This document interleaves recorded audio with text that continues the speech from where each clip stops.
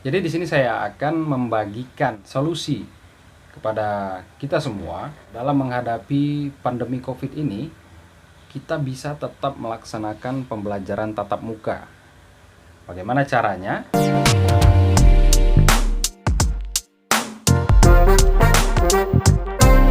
Oke, jadi di sini kita akan coba mensimulasikan ya proses pembelajaran tatap muka pada saat pandemi seperti ini. Ya, ini contoh simulasi saja ya. Jika pemerintah mungkin ingin menerapkannya juga mungkin akan menjadi solusi bagi permasalahan yang kita alami semua, siswa-siswa juga guru-guru, pihak sekolah. Oke, misal ya. Contohnya kita ambil saja SMP ya atau SMA ya. Misal ini kita ambil sampel saja. Misal di sekolah Bapak Ibu sekalian itu ada 3 ruang kelas. Misalnya kita ambil saja seperti itu. Misal ya, kita ambil yang paling sedikit saja. Lalu di sini ada kelas 10, kelas 11, lalu kelas 12. Nah, kita ambil contoh misalkan dalam satu kelas ada 40 orang siswa. Jadi totalnya ada 120 orang. Oke. Nah, kalau di dalam kelas itu ada 40 orang, pasti bisa dipastikan jumlah meja ya, jumlah meja yang ada di kelas-kelas tersebut berkisar antara 20 meja atau lebih. Ya, karena kalau satu meja diduduki oleh 2 orang, ya. Jadi kalau 40 orang harus ada 20 meja di dalam kelas. Nah, jadi untuk membaginya 40 orang siswa ini bisa kita bagi 2. Ya, tiap-tiap kelas kita bagi 2. Ya, menjadi 20 20. Nah, setelah itu kita tentukan dalam 1 minggu ada 7 hari. Nah, kita akan bagi 1, 2, 3, 4, 5, 6 kelompok ini ke dalam hari efektif, hari pembelajaran. Kita biasanya menjalankan hari belajar 6 hari yang aktif belajar. Senin, Selasa, Rabu, Kamis, Jumat, dan Sabtu. Atau mungkin di daerah lain ada yang Sabtu sudah tidak masuk sekolah ya. Oke, kita coba bagi. Jadi, untuk siswa yang ada di 20 sebelah kiri ini ya, kita akan bagi mereka hadir di sekolah di hari Senin, lalu Rabu, lalu Jumat. Oke. Lalu untuk 20 yang kiri kita akan bagi mereka di hari Selasa, Kamis, dan Sabtu. Nah, inilah kira-kira yang bisa kita lakukan. Paling tidak siswa itu tidak selamanya terus full libur ada di rumah. Kita bisa memaksimalkan 6 hari yang aktif belajar ini untuk agar siswa-siswa kita tetap bisa hadir di sekolah. Lalu bagaimana Pak untuk mata pelajarannya bagaimana gitu? Oke, kita nggak bicara masalah pembelajaran seperti biasa ya, seperti biasa dengan jam pelajaran yang sudah baku. Di sini kita bisa. Ada berapa hari ini ya? Ada 3 hari yang efektif untuk satu orang anak misalnya, si A. Si A akan masuk ke sekolah hanya dalam 3 hari saja. Jadi misalnya dia masuk hari Senin, Rabu, Jumat. Oke. Jadi di 3 hari ini kita harus bagi mata pelajarannya. Oke, misal di SMA ya mungkin ada 12 mata pelajaran yang disediakan oleh pihak sekolah. Nah, dari 12 mata pelajaran ini kita bisa bagi ke dalam 3 hari ini. Di hari Senin, misal ada 4 pelajaran, ya ada 4 mapel. Lalu di hari Rabu juga seperti itu. Di Rabu ada 4 mapel juga.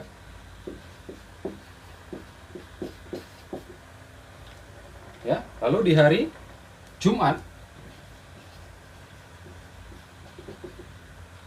ada 4 mapel juga. Nah, jika kita totalkan, mereka akan mendapatkan 12 mapel mata pelajaran dalam 1 minggu, ya, walau hanya 3 hari hadir ke sekolah, ya, seperti itu. Jadi bagaimana masalah jamnya, Pak? Oke, misalkan kita buat misal ya, bahasa Indonesia. Dari 4 mapel ini misalnya bahasa Indonesia, IPS, lalu ada IPA misal ya, lalu ada matematika. Selebihnya pelajaran-pelajaran yang lain. Kita ambil satu contoh saja, misalnya di hari Senin ini ya. Di hari Senin, bahasa Indonesia, IPS dan IPA, lalu ada matematika. Ya, kita bagi ya, kita membatasi waktu siswa berada di sekolah. Jadi kita buat misalnya di pelajaran bahasa Indonesia ya, kita batasi hanya boleh 30 menit saja. Lalu IPS 30 menit. IPA 30 menit. Matematika 30 menit.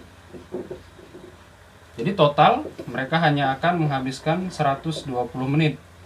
Dengan kata lain, atau 2 jam. Jadi mereka hanya akan berada di sekolah selama 2 jam. Ya, misal masuk sekolah kita buat, karena di masa pandemi ini kita buat masuk sekolahnya di jam 8 misalnya. Ya, jadi jam 10 atau sekitar jam 11-an mereka sudah bisa pulang. Ya, jadi tidak mengkhawatirkan akan terjadi kerumunan-kerumunan ya, terjadi perkumpulan-perkumpulan yang tidak perlu di sekolah.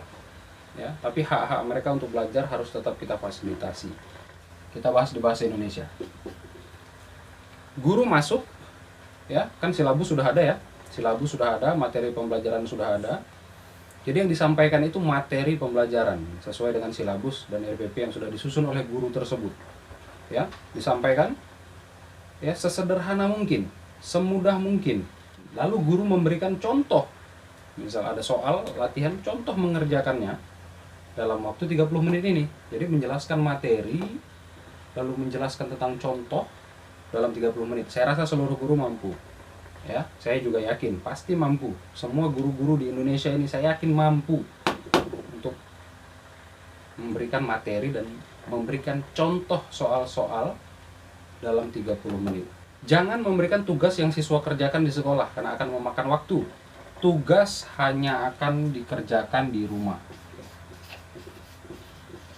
Tugas itu dikerjakan di rumah.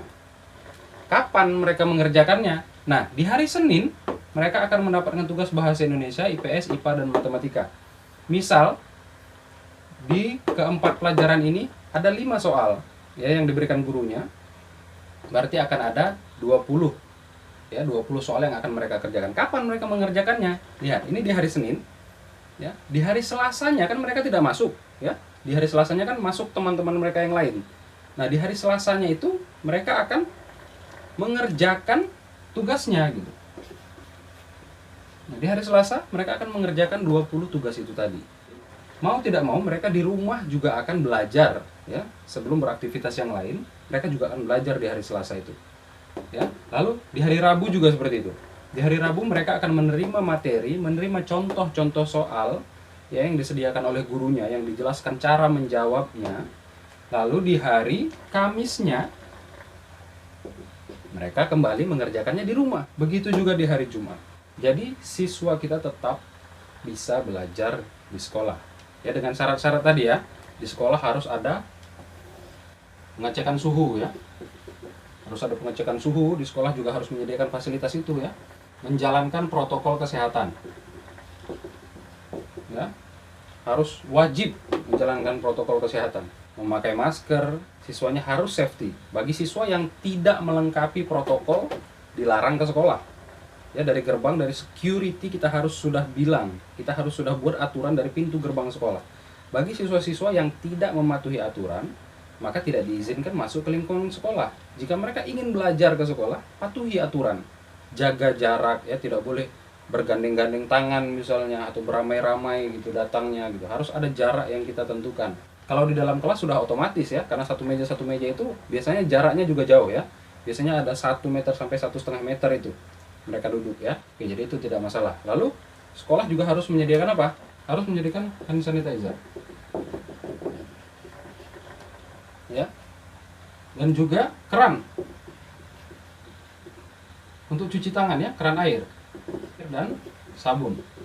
Biasa ada sabun cair ya yang disediakan sekolah untuk bagaimana siswa-siswa kita tetap menjaga kehigienisannya ya, tangannya mungkin habis memegang pulpen, buku, meja dan lain sebagainya, jadi akan tetap terhindar dari virus. Oke, mungkin itu saja yang bisa saya sampaikan, mudah-mudahan bermanfaat. Jika ada pihak pemerintah atau pihak gugus COVID yang mendengarkan ini, mungkin ada masukan atau mungkin ada saran ya, atau mungkin ingin mengajak diskusi tentang mungkin ini hanya ada 3 lokal Pak, jadi kalau di sekolah kami ada sekian puluh lokal, mungkin kita bisa diskusikan, kita bisa cari jalan keluarnya. Karena saya juga dulu pernah dilatih untuk seperti ini ya, untuk permasalahan-permasalahan seperti ini. Misalkan ada sekolah ya, SD ada 6 lokal ya, hanya bisa menggunakan 3 lokal ini, kita bisa tetap menjalankan pembelajaran ya, walaupun misalnya yang ini di apa ya, yang kejadian dulu pernah di Pulau Jawa itu disita ya, disita separuh oleh pemilik tanahnya gitu, dan hanya tersisa separuh kelas lagi, sementara yang lain tidak bisa belajar, jadi diliburkan gitu. Nah, itu bukan solusi ya, diliburkan itu bukan solusi ya, solusinya itu bagaimana siswa ini tetap sekolah. Jadi kita pikirkan ada cara-caranya, jadi siswa-siswa yang ada di kelas ini kita bisa arahkan ke sini, ke lokal-lokal yang masih bisa kita gunakan, ke kelas-kelas yang masih bisa kita manfaatkan. Dengan cara apa? Dengan cara apapun ya, mungkin hanya mengorbankan sedikit. Misalnya mereka ini seperti tadi, mereka masuk 6 hari dalam seminggu, tapi kita buat jadi 3 hari dalam seminggu, tapi di hari lain mereka tetap akan mengerjakan tugasnya di rumah. Jika ada masukan, kritik dan saran, silahkan langsung saja komen di bawah. Oke, itu saja video dari saya. See you next time.